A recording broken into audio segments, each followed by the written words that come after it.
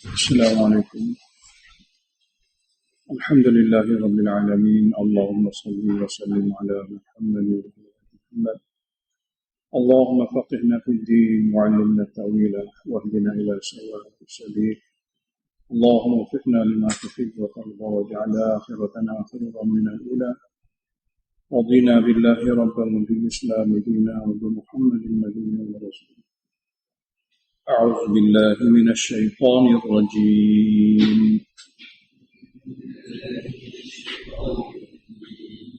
بسم الله الرحمن الرحيم.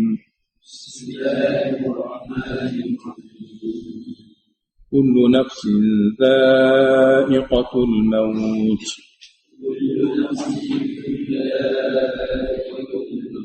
وإنما توفون أجوركم يوم القيامة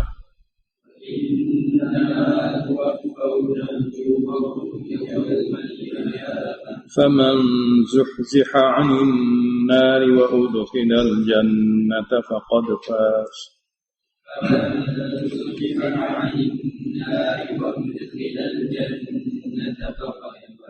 وما الحياة الدنيا إلا متاع الغرور.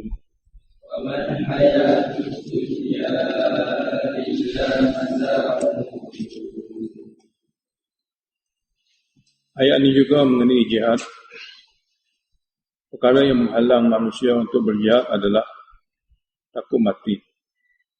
Takut mati merupakan suatu jambatan untuk menghubungkan manusia dengan Tuhan dia.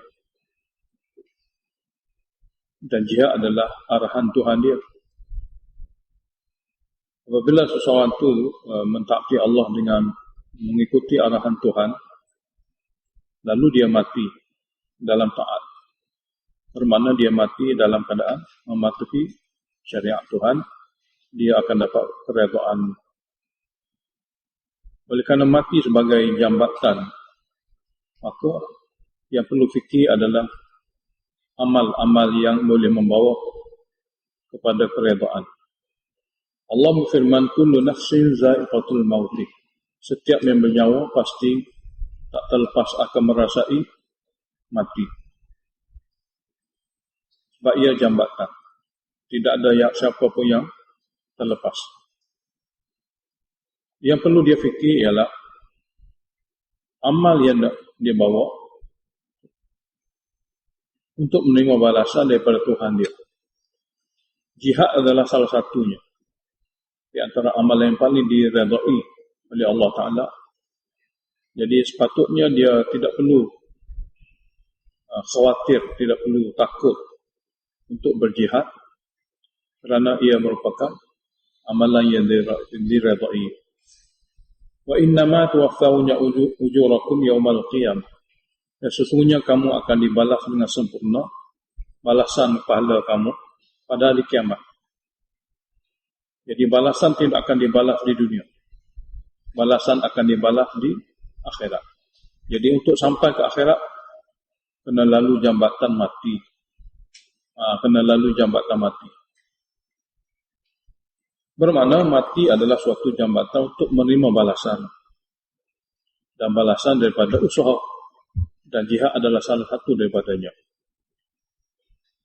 Disempurnakan balasan, huraiannya ialah faman zuhziha 'anil nar. Maka siapa yang dijauhkan daripada api. Dijauhkan daripada api daripada dua terjemahan. Pertama, dijauhkan daripada api pada awal-awal lagi. Tidak akan masuk neraka langsung. Ataupun dijauhkan daripada api dengan cara kekal. Permulaan akan masuk neraka, tapi akhirnya dihantar juga ke dunia, ke syurga. Jadi kedua-dua ni dengan maksud dijauhkan daripada api, sama ada dijauhkan dari api pada awal-awal lagi, atau dijauhkan daripada api pada akhirnya. Wa udkhilal jannata, dan dimasukkan ke dalam syurga, faqad faza, maka sesungguhnya dia telah mencapai matlamat dan kejayaan dia yang sebenar. Itulah balasan. Itulah makna balasan. Jadi oleh kerana untuk dapat balasan yang seperti demikian, amal perlu dibuat. Di antara amal yang patut dibuat sebelum menghadap Allah, jihad dan infak. Ayat seterusnya mengenai infak. Wa mal hayatud dunya illa mata'ul ghurur.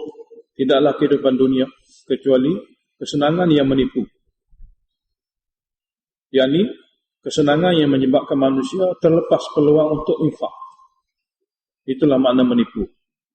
Sepatutnya kehidupan dunia dan kesenangan yang dia bolehi, dia guna untuk diinfakkan supaya menjadi kekal sebagai balasan sempurna. Tapi oleh kerana ditipu oleh kehidupan dunia, dia tidak sempat untuk menginfakkannya. Lalu pergi ke akhirat tanpa infak yang makbul, tanpa belanja yang makbul. Jadi jadilah dia golongan yang tertipu. Jadi Allah berfirman, tidaklah kehidupan dunia kecuali kesenangan yang sangat menipu. Jadi supaya tidak ditipu, hamba itu disarankan supaya menginfakkannya. Jadi kesenangan dunia diinfakkannya. Apabila dapat menginfakkannya, dia tidak dikira tertipu.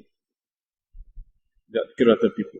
Jadi dalam ayat ini, jihad kuanda, infak kuanda. Ayat seterusnya mewakili kedua-dua. Mewakili makna jihad, mewakili makna infak sekaligus. Yakni, la tublawunna fi amwalikum wa anfusikum. Kamu pasti akan diuji oleh Allah pada harta-harta kamu. Dengan berlakunya infak akan berlaku kekurangan.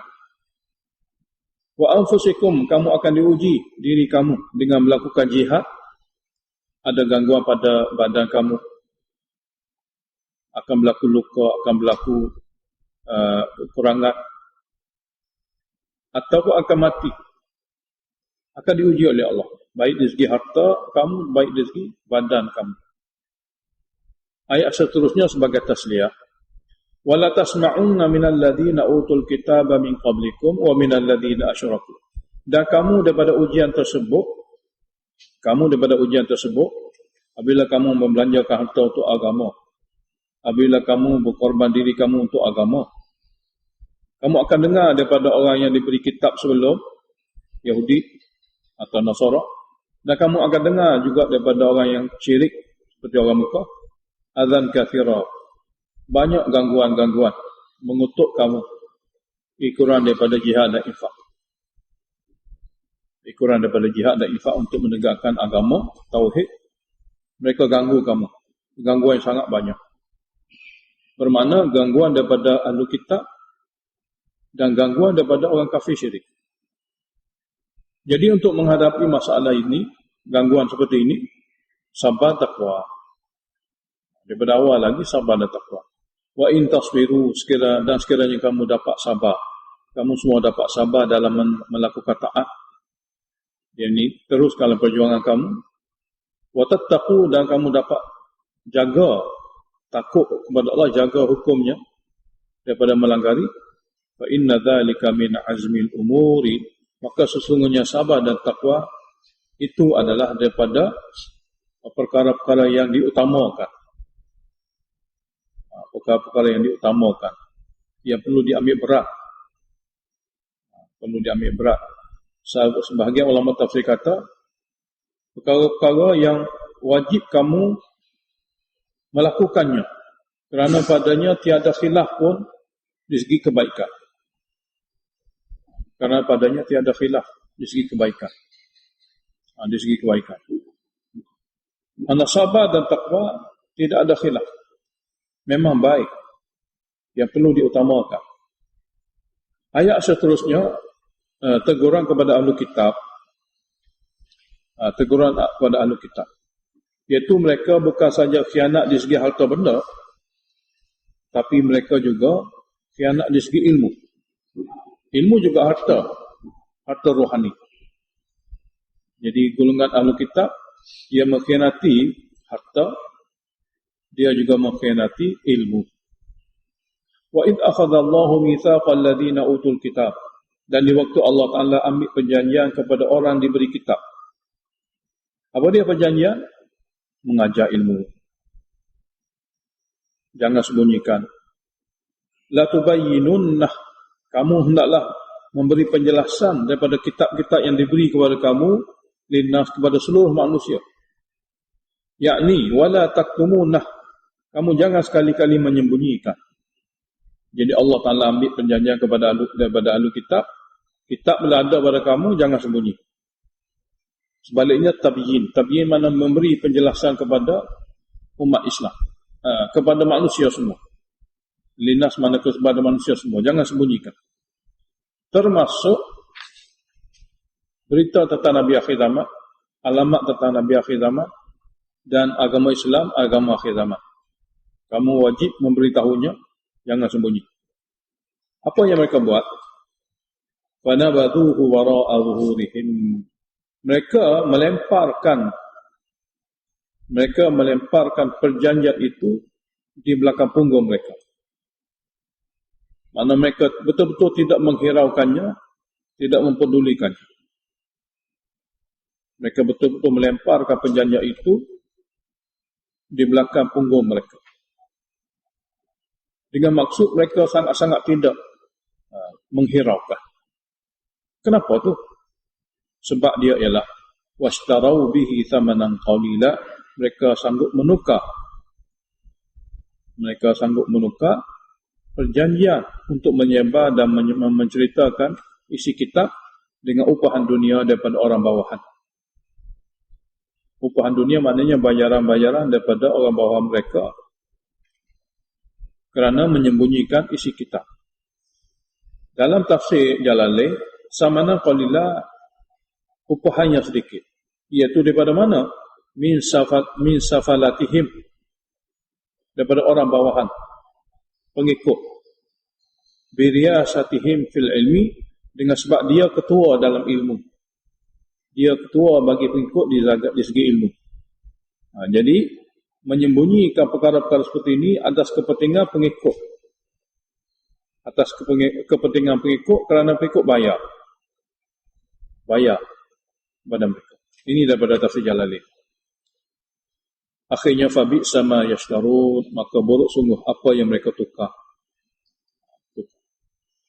Dalam keadaan mereka menukar perjanjian dengan bayaran duniawi, mereka bangga perbuatan itu. Menyembunyikan wahyu, menyembunyikan berita tentang Nabi akhir zaman, menyembunyikan Al-Quran, menyembunyikan Islam, agama akhir zaman, mereka bangga. Allah Ta'ala beritahu, la tahsabanna alladhina yafrahuna bima ataw. La tahsaban, kamu jangan menyangka wahai Muhammad. Alladhi, orang Yahudi yang yafrahuna bima ataw, bergembira akan perbuatan yang mereka buat, iaitu menyembunyikan kitab. Kamu jangan menyangka orang-orang Yahudi yang bergembira dengan perbuatan yang mereka buat, iaitu menyembunyikan kitab yang ada dalamnya berita Nabi akhir zaman, Quran dan juga agama Islam. Wa yuhibbuna an yuhmadu bima lam yaf'alu. Manakala dia suka pula dipuji tentang perkara yang dia tidak buat. Sedangkan dia suka dipuji tentang perkara yang dia tidak buat. Apa dia? Perkara yang dia tidak buat, dia sebagai ahli ulama. Sebagai ahli ulama yang jujur, sebagai ahli ulama yang berilmu. Jadi dia suka orang panggil dia ulama. Dia suka orang panggil dia yang jujur. Tapi dia tak buat benda tu. Jadi mereka suka dipuji dengan benda yang dia tak buat. Dengan sifat yang dia tak ada. Dia bergembira menyembunyikan. Dia suka dipuji dengan perbuatan yang mereka tak buat. Mereka suka orang panggil dia ulama. Sepatutnya ulama, orang berilmu, mengajar ilmu yang benar. Tidak sembunyikan ilmu. Jadi dia tak buat benda tu, tapi dia suka dipuji kerana sifat yang tidak ada. Jadi fala tahsabannahum i'adah. Maka jangan kamu menganggap mereka itu lepas dan bebas daripada azab. Jangan kamu anggap mereka itu, jangan kamu nyangka mereka itu bimafazah, bebas dan lepas daripada azab. Bahkan mereka tetap akan diazab. Walahum azabun alim, bagi mereka itu azab yang sangat pedih. pengulangan semula tauhid akli, pengulangan semula isi kandungan tauhid dengan dalil akli yang ada pada awal surah. Walillahi mulkus samawati wal ardh. Dan milik Allah lah kerajaan lapisan langit dan bumi. Oleh kerana milik dia, maka dia berhak diseru dan dipuja. Yang kedua, wallahu ala kulli syai'in qadir. Dan Allah Ta'ala berkuasa penuh di atas segala sesuatu daripada makhluk yang dia ciptakan. Dalil kepada apa yang didakwakan ini, mana dalil di atas dalil. Oleh kerana langit bumi milik Allah, berkuasa penuh di atas segala makhluk yang dia ciptakan, maka dia berhak diseru dan dipuja. Itu sabitnya tauhid. Yang kedua, dalil kepada kerajaan semua langit bumi milik Allah, dan dalil di atas dia berkuasa. Dia berkuasa di atas segala sesuatu daripada makhluknya,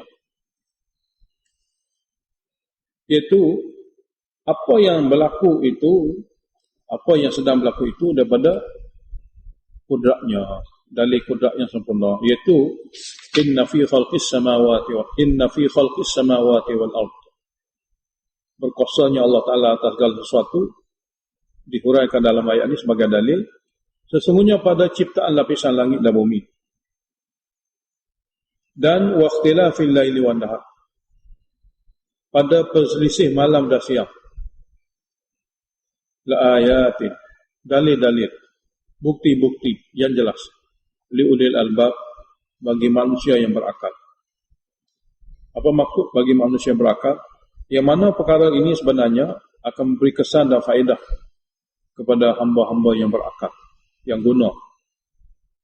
Alamat hamba yang berakal ialah alladzina yadhkuruna Allah, iaitu mereka yang berzikir dan mengingati Allah, lebih-lebih lagi dalam salat, qiyaman, semasa qiyam, wa qu'udan, semasa duduk, wa ala junubihim, semasa baring ketika dalam keadaan uzur. Jadi qiyam, qu'ud ini adalah amalan salat, dan baring ketika uzur. Ini asalnya. Maknanya mereka yang sentiasa mengingati Allah Ta'ala dalam salat khasnya, dalam qiyam, dalam duduk, dalam masa baring ketika uzur, dan juga mengingati Allah Ta'ala di luar salat. Di luar salat. Itu dalam keadaan dia berdiri, dalam keadaan dia duduk, dalam apa saja keadaan. Jadi dalam luar salat ni umum. Masa nak tidur, masa bangkit daripada tidur, ingati Allah. Yang kedua, ulul albab, dia ada kekuatan berfikir. Selain daripada ada kekuatan mengingati Allah, dia ada kekuatan berfikir. Wa yatafakkarun, dan mereka boleh berfikir. Fi khalqis samawati wal ardh, pada ciptaan langit bumi yang Allah Ta'ala ceritakan itu, dia boleh berfikir. Mana besar-besar begini makhluk, dia saja yang buat daripada ayat-ayat yang dia beritahu. Jadi dia boleh berfikir, ada kekuatan berfikir pada ciptaan langit dan bumi yang dia tahu daripada Allah Ta'ala itu. Natijah berfikir akan lahir dua perkara, akan lahir 5 doa. Jadi natijah daripada zikir dan fikir akan lahir 5 doa. Doa pertama, natijah daripada fikir dan zikir, dia berdoa, Rabbana wahai Tuhan kami, ma khalaqta hadza batila. Sebenarnya tidak kamu ciptakan makhluk yang besar ini sia-sia dengan tidak ada apa-apa tujuan. Memang ada tujuan, iaitu untuk uji manusia dan menghukum manusia di akhirat. Tentu ada tujuan, iaitu untuk menguji manusia dan akan menghukum manusia di akhirat. Manusia yang selamat, manusia yang lulus ujian akan dimasukkan ke dalam syurga selama-lama. Manusia yang kandas, gagal dalam ujian akan dihukum, diazab dalam neraka. Jadi tidak sia-sia, ada maksud. Subhanaka, maha suci engkau yang menciptakan sesuatu tanpa maksud. Maha suci engkau melakukan sesuatu tanpa tujuan. Buat langit besar-besar, buat bumi besar-besar, dan segala cakrawala, segala peraturan peredaran dengan tidak ada maksud. Suci engkau daripada itu. Bermakna orang yang berfikiran dia buat sesuatu perkara ada tujuan, ada maksud. Allah yang maha bijaksana juga buat sesuatu dengan ada maksud. Maha suci engkau daripada membuat sesuatu tanpa maksud.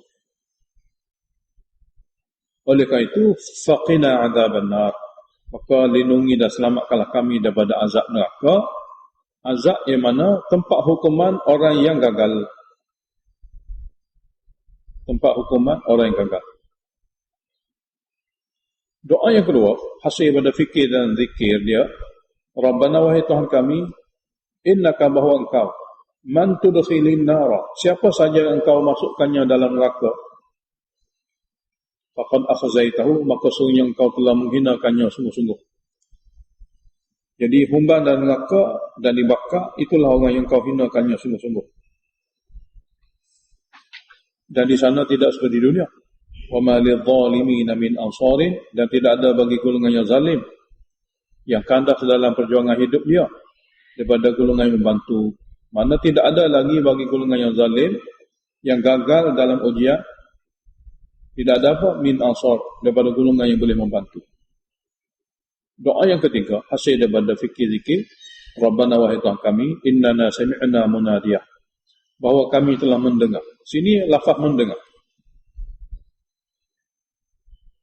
Jadi kekuatan yang ada pada manusia sebenarnya di antara lain mendengar. Kalau ada sifat dengar kepada maksud, dia selamat. Kalau sifat dengar tidak ada pada maksud, dia tak akan selamat. Jadi gagalnya manusia, dia tak guna kebolehan dengar. Dia tak guna kebolehan dengar. Cuma disebut sini makna dengar, sedangkan boleh makna lain pun. Memahami. Tapi asal manusia ni akan dapat hidayat daripada kebolehan dengar. Daripada kebolehan dengar. Asalnya begitu. Tapi ada di antara mereka yang dapat hidayat dengan tengok, dengan mata. Orang bisu asli, bisu daripada kelahiran, dia tak mampu dengar. Dia akan dapat hidayat melalui mata, penglihatan dia. Melalui mata. Jadi dua kebolehan ini adalah merupakan asas bagi manusia dapat hidayat atau manusia berjaya. Jadi apabila dia guna dua, maka akan bawa kepada memahami. Baik apa yang dia dengar, baik apa yang dia lihat, dia tengok. Cuma di antara dua tu, dengar lebih memberi kesan. Berbanding dengan tengok. Dan kedua-dua akan membawa kepada faham. Seperti mana kita akan baca nanti dalam surah Sajadah, perihal orang kafir yang akan dihumban dan neraka, kurang kerana tak guna kebolehan dengar. Wa qalu law kunna nasma'u, mereka berkata kalau dulu semasa dunia kami dengar, au na'qilu, atau kami faham. Fikir dia, mana kadang-kadang tak dengar, tengok dengan mata sebab bisu, lalu dia boleh fikir. Jadi dengar dan juga fikir dengan nescaya mereka akan tak jadi ahli neraka. Jadi di sana Allah beritahu bahawasanya dua perkara ini adalah kejayaan manusia, sebab sebenar kejayaan manusia. Ini pun sama. Wahai Tuhan kami, sesungguhnya kami telah dengar. Dengar apa? Munadiat, penyeru. Penyeru itu siapa? Nabi dan juga Quran. Nabi dan juga Quran. Jika Nabi, kita tak dengar Nabi sebab kita tak hidup zaman dia. Jadi jikalah terjemahan ini kepada Nabi, maka Nabi hanya didengar oleh sahabat baginda sallallahu alaihi wasallam sahaja. Kita tak dengar. Kita akan dengar daripada apa yang disampaikan oleh Nabi itu, yakni wahyu. Jadi Nabi guna wahyu untuk panggil supaya beriman kepada Allah. Nabi wafat, wahyu itu tak wafat. Jadi dalam tafsir, ulama tafsir kata munadian makna Nabi dan Quran. Nabi dan Quran. Jadi kami dengar munadian, penyeru menyeru. Pada zaman Nabi, penyeru adalah Nabi yang menyeru sahabat. Selepas wafatnya Nabi, siapa saja yang menyeru kepada Al-Quran, yang menyeru kepada Al-Quran. Kami telah dengar penyeru yang menyeru lil iman, supaya beriman, supaya beriman. Seruan itu berbunyi, an aminu bi rabbikum, kamu hendaklah beriman, yakni menerima akidah tauhid tentang Tuhan kamu. Sebab iman nama bagi penerimaan daripada hati akan akidah tauhid. Akidah tauhid yang ada dalam kalimah tauhid. Jadi Quran dan Nabi menyeru kepada iman dengan lafaznya an aminu bi rabbikum, kamu semua hendaklah beriman, yakni menerima daripada hati kamu akan Rabb kamu Maha Esa. Jadi apabila kami dengar seruan tauhid daripada Tuhan, fa'amanna, lalu kami pun beriman. Lalu kami pun beriman, kami menyahut, kami beriman. Doa yang keempat, Rabbana, wahai Tuhan kami, faghfir lana dhunubana. Ikuran kerana iman itulah kami minta supaya ampunkan dosa-dosa kami yang besar-besar. Wa kafir anna sayyi'atina, dan tutupilah akan kami,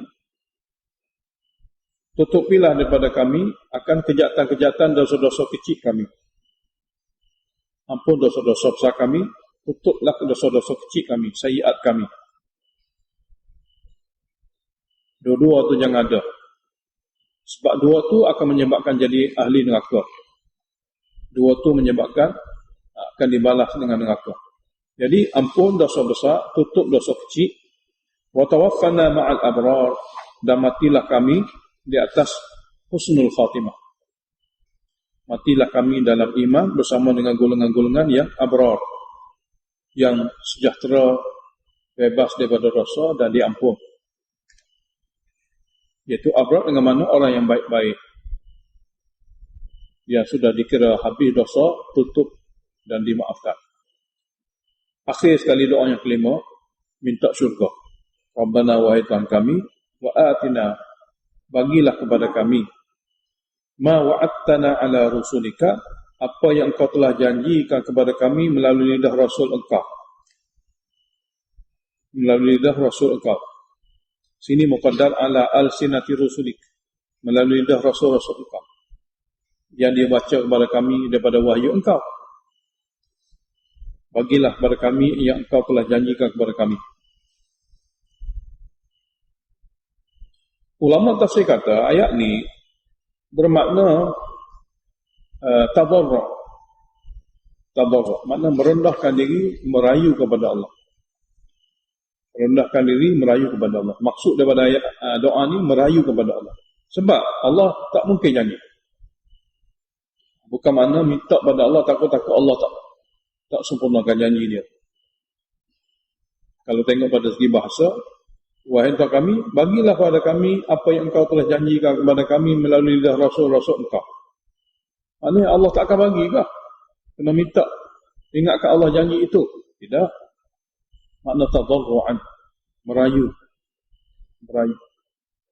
Merayu. Sebab Allah memang tak mungkin janji dia. Allah memang tak mungkin janji dia. Wala tukhzina yawmal qiyamati, dan jangan hina kami pada hari kiamat. Jangan hina kami pada hari kiamat. Innaka la tukhliful mi'ad, sesungguhnya engkau tidak mungkiri janji. Sini tegas, sesungguhnya engkau tidak memungkiri janji. Setelah manusia tahu Allah tak mungkin janji, apa maksud daripada Rabbana wa atina, maknanya merayu. Itu cara berdoa. Jadi 5 doa ini yang dilakukan oleh orang fikir dan zikir, Allah Ta'ala beritahu, Allah Ta'ala apabila dia memberi taufik kepada seorang itu berdoa, bermakna orang itu akan diberi, akan dikabulkan doa. Seperti mana Sayyidina Umar radhiyallahu anhu, dia kata dalam daripada beberapa kalimah yang dikumpul oleh ulama. Sayyidina Umar pernah berkata, aku tidak fikir sangat Allah terima atau tak terima. Apa yang aku fikir adalah aku boleh berdoa. Sekarang apabila aku diberi taufik berdoa, bermakna Allah akan terima. Itulah kaedah dia. Itulah kaedah dia. Jadi apabila 5 doa ni dibuat, Allah tak akan hampakan. Lalu fastajaba lahum rabbuhum, lalu Allah menerima doa mereka. Sebab apa?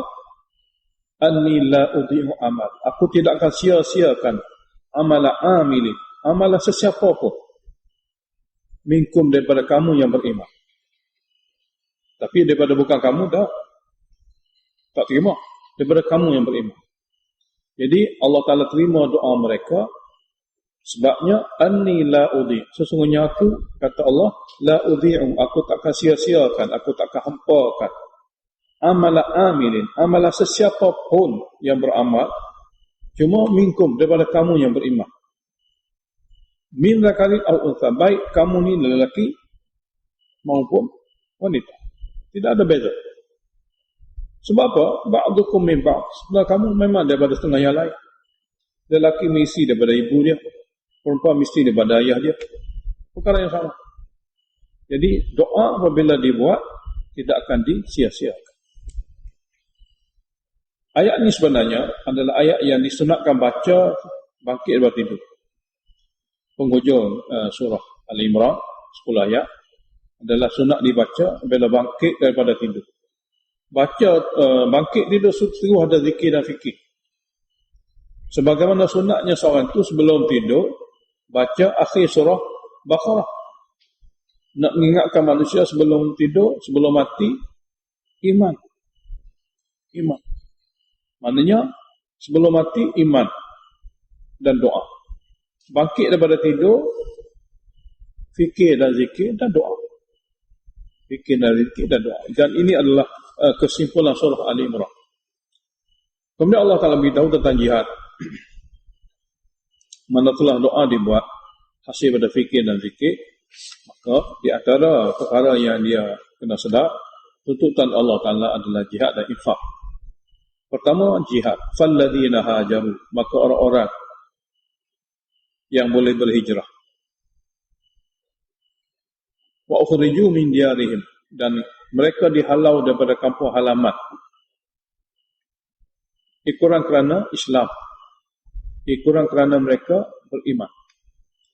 Wa udhu fi sabili, mereka disakiti dan diganggu di jalan agamaku. Di jalan ni mana jalan agamaku. Wa qatalu, dan mereka sanggup berperang. Wa qutilu, dan mereka terbunuh.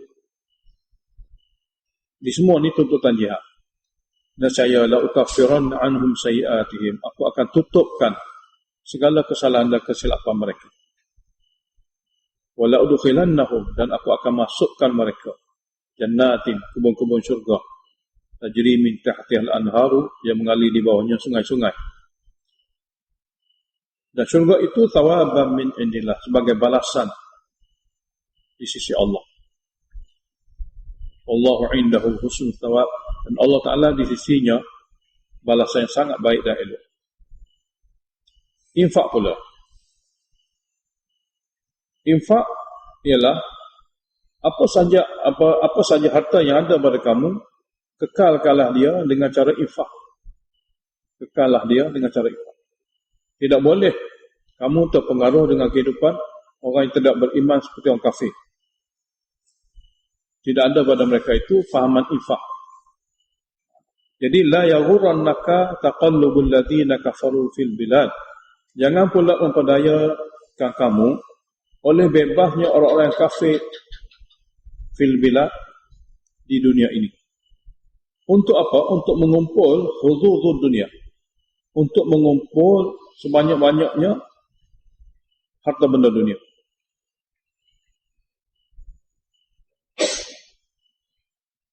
Harta benda dunia. Mata'un qalilun. Kesenangan dunia yang mereka kumpulkan itu daripada satu dunia, dia adalah mata'un qalilun, kesenangan yang sedikit. kesenangan, walaupun satu dunia, dia dikira kesenangannya sedikit. Kemudian apabila mati, ma'wahum jahannamu, tempat mereka kekal adalah neraka jahannam. Wa bi'sal mihadu, dan seburuk-buruk tempat kekal mereka neraka jahannam. Jadi kesibukan mereka adalah mengumpulkan segala dunia ini. Jangan memperdayakan kamu daripada jadikan dunia ini medan untuk kamu infakkan harta benda sebagai bekalan kekal di akhirat. Kalau kamu biarkan dia dengan keadaan di dunia semata-mata, dia memang kesenangan, tapi sangat sedikit masanya dan nilainya, yang berkesudahan dengan azab yang kekal di akhirat. Ayat seterusnya sebagai tafsir. Lakinnal ladzina taqaw rabbahum, akan tapi orang yang betul-betul takut akan Tuhan mereka lalu menjaga daripada derhaka. Lahum jannatun, bagi mereka itu kebun-kebun syurga yang luas. Ya tajri min tahtihal anharu, yang mengalir di bawahnya sungai-sungai. Khalidina fiha, berkekalalah mereka dalamnya apabila masuk. Dan syurga adalah nuzulan, layanan tetamu. Min inilah di sisi Allah. Allah Ta'ala sebut dengan makna layan tetamu. Jadi tetamu apabila dilayani oleh tuan rumah, maka tentu sekali sesuatu itu lebih berbanding dengan biasa. Lebih daripada biasa. Persiapannya, makanannya, pilihannya, sebagainya lebih daripada biasa. Jadi syurga adalah merupakan layanan tetamu Allah Ta'ala di kalangan hamba-hambanya. Jadi layanan tetamu di sisi Allah Ta'ala untuk sekalian hambanya. Jadi apabila layanan tetamu, maka kedatangan tetamu disambut, dihargai, dihormati, dan dibagi balasan yang betul-betul gembira. Disediakan sesuatu yang betul-betul untuk menggembirakan tetamu. Jadi kalimah nuzulan ada merangkumi makna itu. Wa ma 'indallahi khairun, dan apa saja yang ada di sisi Allah Taala selepas pada mati itu khairun, lebih baik. Di segi nilainya, di segi kekal lamanya, kualitinya lil abrar, bagi hamba-hamba yang jenis baik. Tabsyir untuk ahli kitab yang sanggup beriman kepada Nabi akhir zaman, tidak sombong, tidak angkuh, bahkan mereka tunduk patuh kepada kitab Al-Quran dan mengikuti Nabi akhir zaman. Wa inna min ahlil kitabi, dan sesungguhnya ada juga di kalangan ahli kitab, laman yu'minu billah, mereka yang betul-betul beriman atas akidah tauhid. Wa ma unzila ilaikum, dan beriman kepada wahyu Quran yang diturunkan kepada kamu. Wa ma unzila ilaihim, dan wahyu yang diturunkan kepada mereka sama ada kitab Taurat ataupun Injil. Cara beriman mereka itu khashi'ina lillah, mereka betul-betul khusyuk, tawajuh kepada Allah. Sini khashi'in dengan makna rendah diri untuk patuh dan ikut akan Allah Ta'ala, yang ini tidak sombong. Tidak sombong. Dan la yashtaruna bi ayatillahi thamanan qalila, mereka tidak tukar dengan jual ayat-ayat Allah dengan cara menyembunyikannya untuk ambil habuan dunia sedikit. Jadi perkara yang disebutkan dalam ayat ini biasanya bercanggah dengan Yahudi lain, bercanggah dengan Nasara lain. Yakni Nasara lain sombong, Nasara lain tukar, menyembunyikan ayat-ayat dengan ambil habuan dunia sedikit. Yahudi tukar, sombong berserta tukar, sanggup tukar, menyembunyikan ayat Allah dengan ambil habuan dunia sedikit. Mereka ni tidak. Khashin, mereka rendah diri, mereka tidak sombong dan tidak tukar ayat-ayat Allah dengan ambil habuan dunia sedikit. Ulaika lahum ajruhum 'inda rabbihim. Orang ahli kitab yang bersifat seperti tadi, lahum, bagi mereka ajruhum, pahala, ganjaran untuk mereka di sisi Tuhan mereka. Innallaha sari'ul hisab, sesungguhnya Allah Ta'ala itu hisabkan amal begitu cepat. Penutup surah. Ya ayyuhalladzina amanu sabiru, wahai orang beriman, dalam dunia ini sabarlah kamu semua dalam taat. Sabar dalam 3 perkara. Sabar dalam taat, melakukan apa saja perintah wajib ataupun sunat. Sabar dalam meninggalkan maksiat, walaupun maksiat itu adalah daripada dorongan nafsu kamu. Kamu sabar dalam meninggalkannya. Yang ketiga, sabar dalam ujian. Takwini, kejadian apa saja yang melibatkan diri kamu atau melibatkan apa-apa yang ada hubungan kait dengan kamu. Jadi sabar kepada tiga. Sabar dalam taat, sabar meninggalkan maksiat, dan sabar dalam ujian. Termasuk ujian adalah jihad. Termasuk ujian adalah infak. Wasabiru, hendaklah kamu lebih sabar berbanding dengan orang kafir. Sabiru dengan mana? Dan hendaklah kamu dapat melawan sabar orang kafir. Dapat melawan sabar orang kafir dalam mempertahankan agama. Pertama, sabar dan dapat melawan sabar orang kafir, sabar musuh. Mereka sanggup buat sesuatu untuk menghalangkan agama Islam, kamu hendaklah lawan mereka. Jadi wasabiru, hendaklah kamu sabar lawan orang kafir. Yang ketiga, warabitu, dan hendaklah kamu teruskan teruskan jihad dan infak. Warabitu adalah sentiasa berada di dalam jihad dan infak bagi menjaga perbatasan agama Islam. Jadi di mana tempat yang kamu telah tawar, jaga. Teruskanlah berjihad dan infak supaya tidak dicerobohi oleh musuh. Dan akhirnya wattaqullah, dalam semua perkara hendaklah kamu takut kepada Allah Ta'ala, la'allakum tuflihun, mudah-mudahan kamu dapat kejayaan dunia akhirat. Allahumma anfa'na bima 'allamtana wa 'allimna ma yanfa'una wa zidna 'ilma. Alhamdulillahi 'ala kulli hal wa na'udzu billahi min hali ahli an-nar. Allahumma shrah sudurana lil Islam. Allahumma habbib ilayna al-iman wa zayyinhu fi qulubina wa karrih ilayna al-kufra wal fusuq wal 'isyan. Allahumma ij'alna min ar-rasyidin. Sallallahu alaihi